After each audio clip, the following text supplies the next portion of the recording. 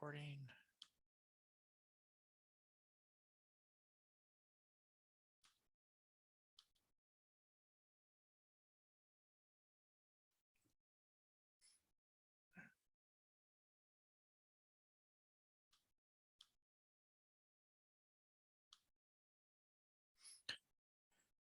Okay, everybody, module 2.3.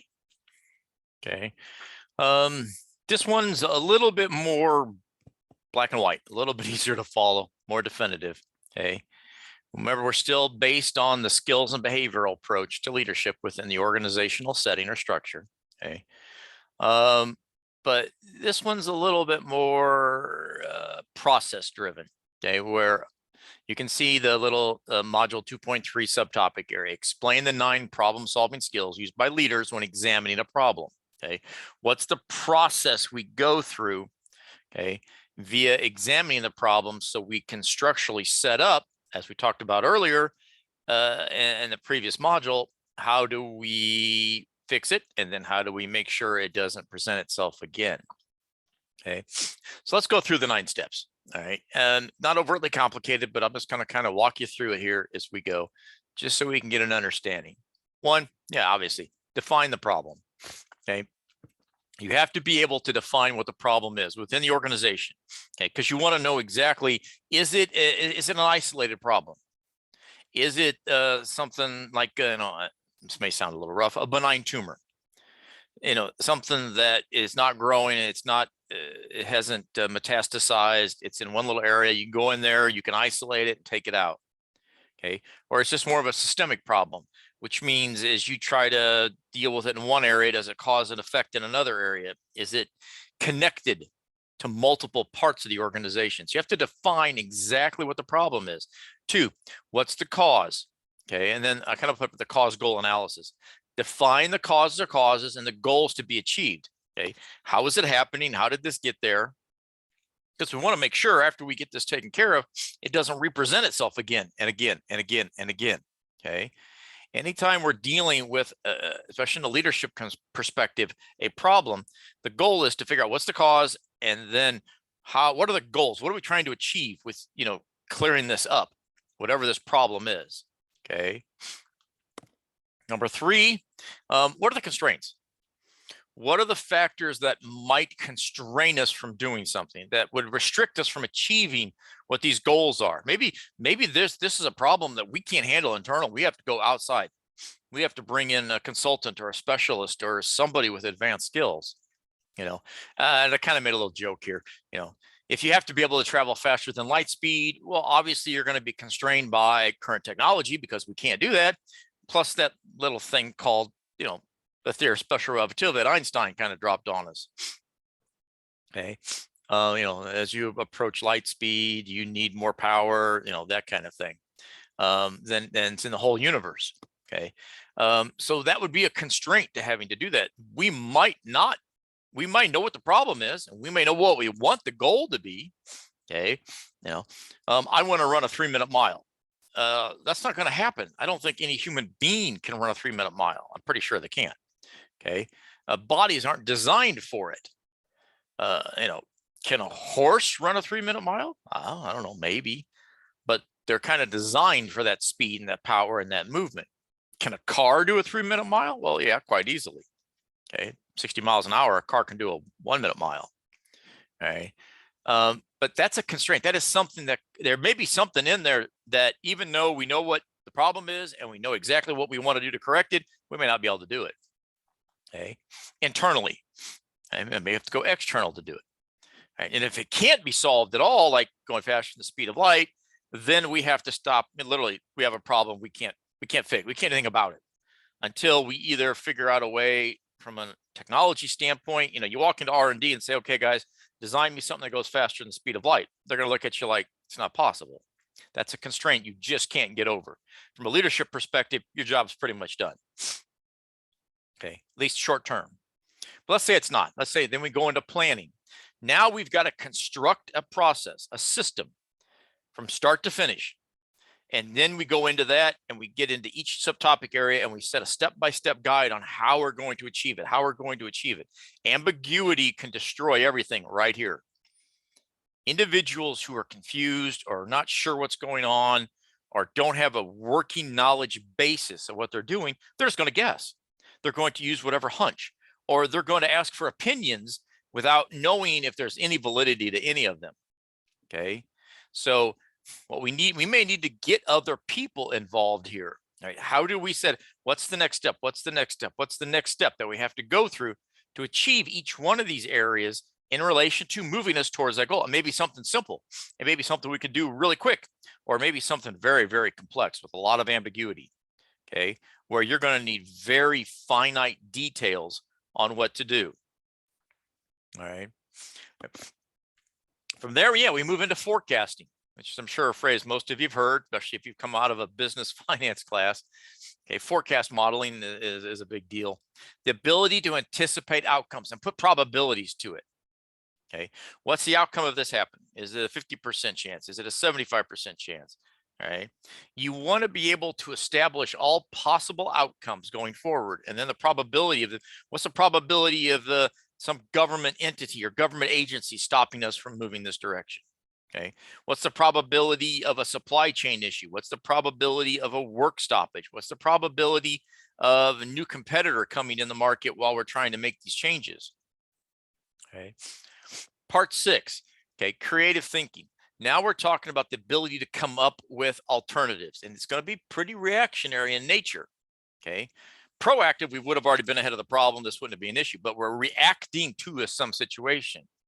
And if there are deviations to the plan as it unfolds, what do we do? Okay, it's great if everything falls right into place and we've got no issues, no problems. But what happens if it doesn't? You know, I kind of made a little bit of a funny here. If B happens instead of A, then we should do Y instead of Z. You know, and I kind of put up here, this is starting to get complicated because you're playing scenario after scenario after scenario, trying to come up with all, the flow chart kind of stuff of, okay, the answer was no here instead of yes, so we go down the no path, and then what do we do? Okay, and yeah, this is what MBAs do, guys. No wonder why MBAs get paid so much. Why? Because they have to. That's what MBAs do. The goal is for you to be able to think outside the box, to be able to forecast and project things that, what, other people aren't seeing. People can see what's right in front of their face. That's not difficult to do. Okay, but sometimes most people don't have the ability to see beyond the end of their nose, kind of a colloquial term there. That's why when you talk about forecasting and then get into that creative, that analytical thinking, what's going to happen next? What's going to happen next? If we do this, what's going to happen next? Without knowing what's going to happen, unless it's written in stone, you don't know, because there is ambiguity built into it and there's risk. Okay. Then what do you do? Number 7, ID evaluation. What do? We take all these different ideas, we evaluate the alternatives from pre-planning and ongoing. Okay. Remember, we're working on this stuff up front. Okay. Before we ever start actually attacking the problem, we've set all this stuff up and we've done our due diligence up front before we hit the problem. Okay. But as we kind of said, unless everything just falls right into place, we're going to have deviations. We're going to have skew. We're going to have things coming from maybe things we don't even see. Okay. Maybe something we didn't even anticipate. Okay. What do we do now? What do we do now? That's that ongoing to keep us moving towards our goal of fixing whatever this problem is a leadership perspective. Okay. Part 8, they use the term wisdom. Northouse uses the term wisdom, and I think that has some validity to it. But now we're able to evaluate all of the different solutions that we come up with using effective and sound judgment. Okay. I took the word wisdom and kind of ran a little bit playing with, the judgment of Solomon. If you want to look it up, you can. It's in the Old Testament. But that ability to look at every variable, look at both sides, look at, this may not be a big a problem as we think it is. There may be somebody within the organization that said, oh my God, this is a problem, we got to fix it. Maybe it's not a problem. Maybe it's just a paradigm shift. Okay. Maybe it's a deviation that the market is moving and we got to move with it. If we stay the course, we may be going right off a cliff. And that's usually not a good thing. Okay. So, we've got to look at both sides of the story. We've got to apply logic and sound judgment. Okay. Problem is too many people get to this point and their emotions take over, and there's nothing wrong with emotions. Don't get me wrong. But emotions aren't always the best thing self-preservation maybe kicks in. Okay. Yeah, it's always awesome, you know, in a movie, you know, was that Armageddon where Bruce Willis stays on the asteroid and blows it up so he saves everybody. Okay. Um, yeah, that's a pretty rough decision to make. I mean, a lot of people wouldn't do that, all right, simply based on the fact of, well, it's a movie, number one, but based on the fact that it does require you to go outside your purview of what? Self-preservation. Okay. Then part 9, making sense making a visionary, or the making of the vision that everybody can understand it.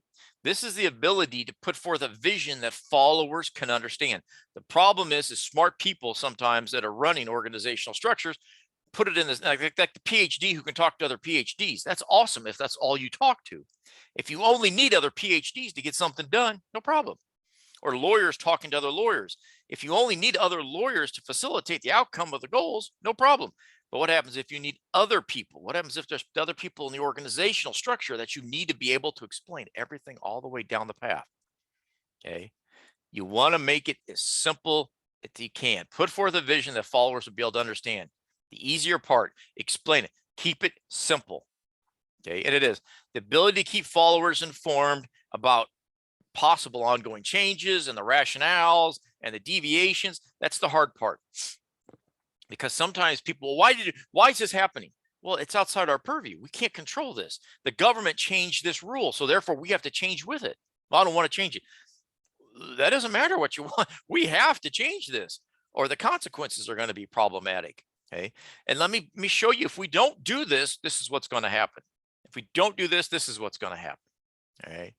Now there's a nice little, and I pulled it forward here, nice little flow chart. And I don't fully agree with this. It's in Northhouse's text. I'll explain why in a second. Obviously, we got part 1 up here, the problem definition. And we got the causes and the goals and the constraints, which come together for planning. Okay. I got a little issue right here. Just my 2 cents. You see down here with ID evaluation and wisdom, how it's back and forth at the same time when you go from critical thinking to making sense and putting out the vision. These happen together too. Okay. Yeah, you've got the cause. You figure out what's the cause of the problem and the goals you want to achieve. But constraints, they should be happening at the same time here. Okay. Because to be perfectly blunt, like my thing about going faster than light speed, okay, you're not going faster than light speed. Not now, you're not. Now, maybe 1,000 years from now or 100 years from now, somebody develop a warp engine and Captain Kirk will take off. Okay. Or we'll travel at light speed like they do in Star Wars. But right now, we're done right here. You say, well, you can do you can do research. Yeah, there's research going on, but that doesn't fix the problem. Okay. Right now, we would be looping around right here with traveling faster than light speed. Is there research being done on this? Yes, but you don't plan, and it's not really a problem because nobody can do it. Okay. From an organizational standpoint, traveling faster than light speed is irrelevant because it's not like the Russians can do it. Like when the Russians put, what was it? The satellite Sputnik. Okay.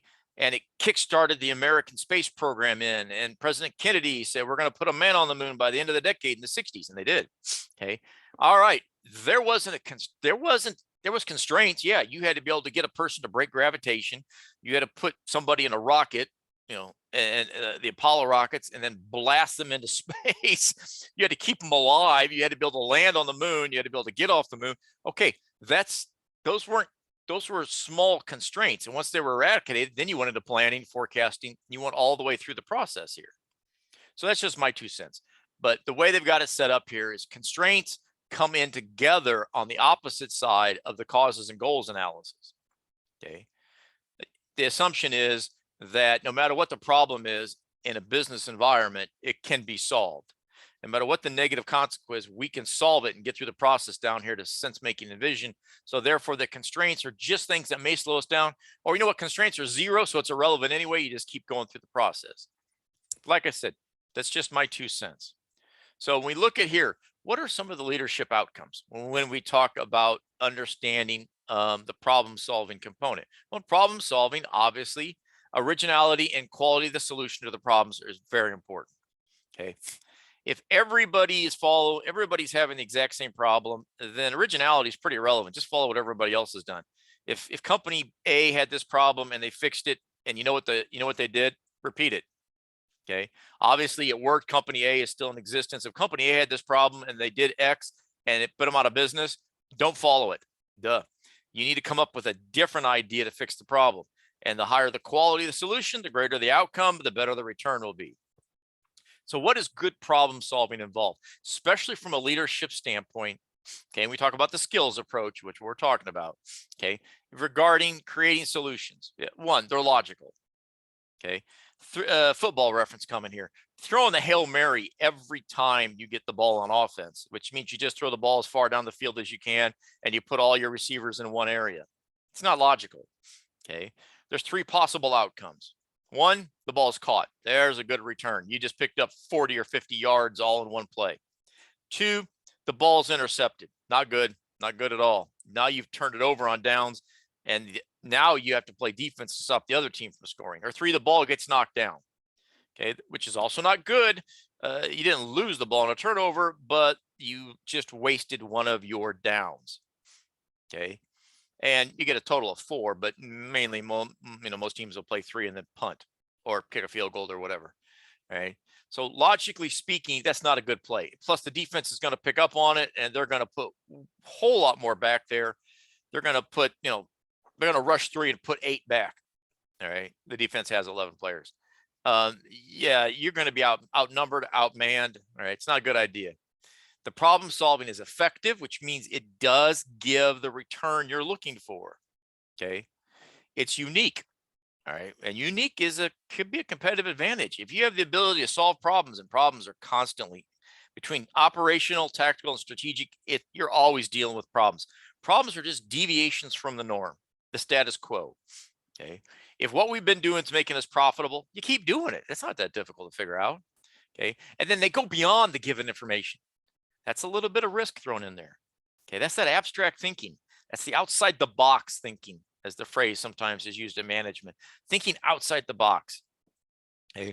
Coming up with a concept that maybe nobody noticed. That's that entrepreneurship, the 4 factors of production: land, labor, capital, entrepreneurship. I don't really like that word entrepreneurship for that.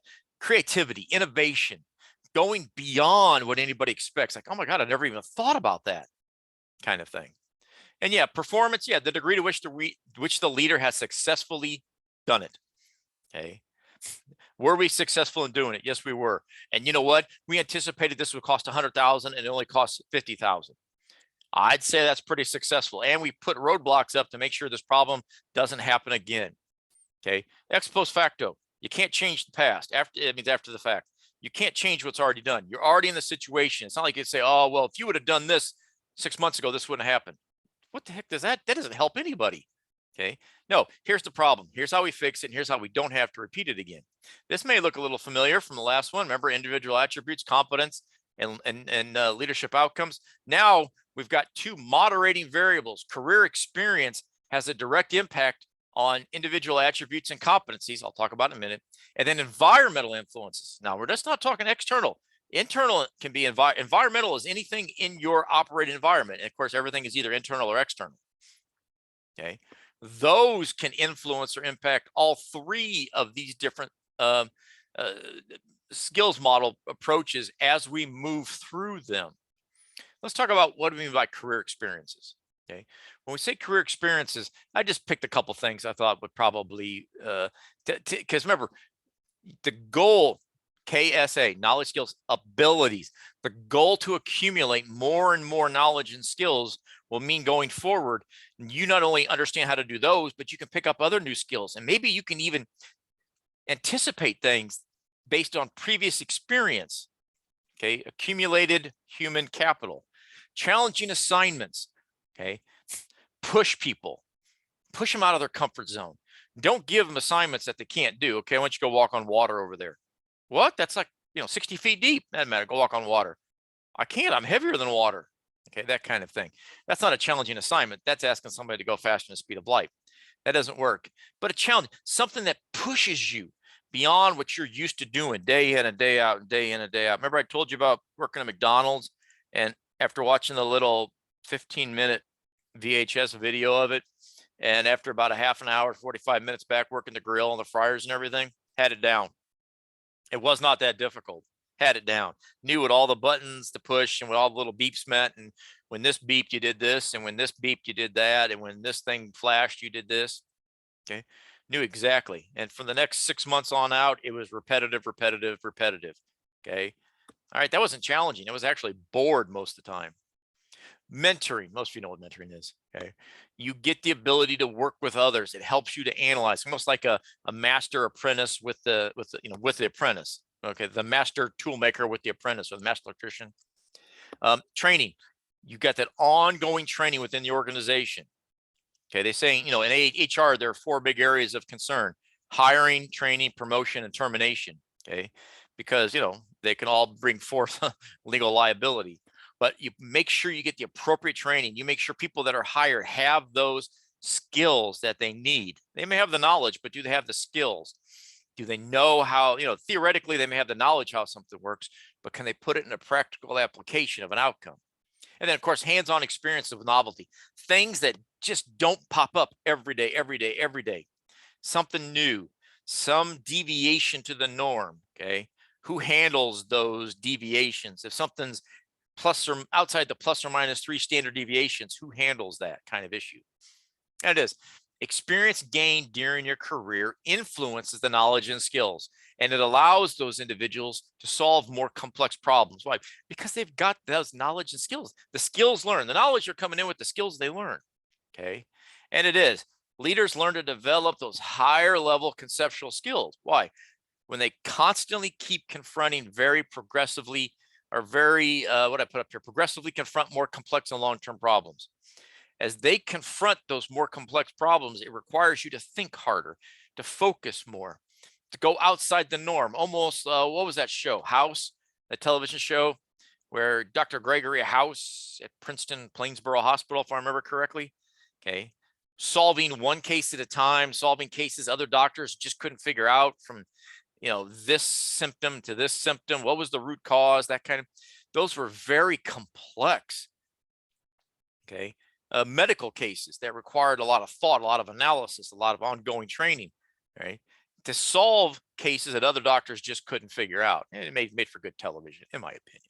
Right. So what are environmental influences? Well, let's just talk about this a little bit. Okay. Environmental influences are factors in a leader situation that lie outside. Okay. Now we're talking about something that they may not be able to internally. It could be internal to the organization. They may not be able to control. And I put competencies, characteristics, experiences, things that are outside your ability to analyze and to make, logical assumptions about and conclusions. There could be internal environmental influences, outdated technologies. You may not have the right employees with the skill sets they need. Okay. You've got individuals doing jobs that they don't really know how to do. All right. That's an issue. That's definitely going to impact a positive outcome. Okay. External ones are ones most of us have a little bit easier understanding. You could have macro or microeconomic issues. You could have political issues, government laws change. You could have deviations in the social cultural norms that force organizations to change, what they do. Let me see. Aunt Jemima changing the bottle of their syrup. I think Uncle Ben's has changed their entire packaging system. Those are social, cultural, external issues in relation to packaging and delivering a product. So we talk about skills approach. Now we're not done with it, but we're going to be segueing heavily in the next 2 subtopics into the behavioral approaches. Okay. But when we talk about skills approaches, what are we looking at here? Well, focus is primary descriptive, and it is. You describe leaders based on their skill sets. Okay. He has a very analytical mind. He's a people person. Okay. He has the ability, the technical knowledge he has, you should really listen to what he says. Okay, that's a focus. It provides structure for understanding it too. It allows you to put things into a process, into a structure. Humans are comfortable with structures. You follow, I'm making a blanket assumption. You probably follow a process every morning when you wake up, which means you probably do the same thing in the same sequence over and over and over again each morning. Okay, guys, that's a structured process. You go to work, you may do the exact same thing every day. You sit down, you get a cup of coffee, you turn on your computer, whatever it might be. Okay. You run through some checklist of outcomes. Obviously, we talked about Katz already. Okay. He basically said, look, the importance of a particular leadership skill varies depending upon where you fit in that structure. We already talked about that. Remember, we talked about operational, tactical, and strategic. And then we focused on the technical, the human, the analytical, the conceptual areas. And then Munford, we talked about this already as well, but suggest higher levels of all skills needed at the higher level of the hierarchy. Yeah, higher level skills, higher levels of those skills are needed the further you go up. Because why? Because not only do you have to have a basic working knowledge of the technical, the human, but you've got to be able to conceptualize things in relation to understanding what is going on. Okay. If it's another language, you're not going to understand. So what are some of the strengths we talk about skills? Well, first approach to conceptualizing and creating a structure of the process. And it was, this is where we're moving away from traits and we're moving into following a structured process for academic analysis. So what we do, guys, we're academics. You're a grad student, you're working on an academic degree, okay, that you'll take someday and take that knowledge and then learn to apply it into a practical live situation while it's happening in the real world. Describes leaderships in terms of skills that anybody can learn. Can anybody learn accounting? Yes. Does everybody want to learn accounting? No. Okay. All right. Some people, you say, well, some people just aren't very smart. They can't learn that. It's too tough. Okay, fair enough, but it can be learned. Okay.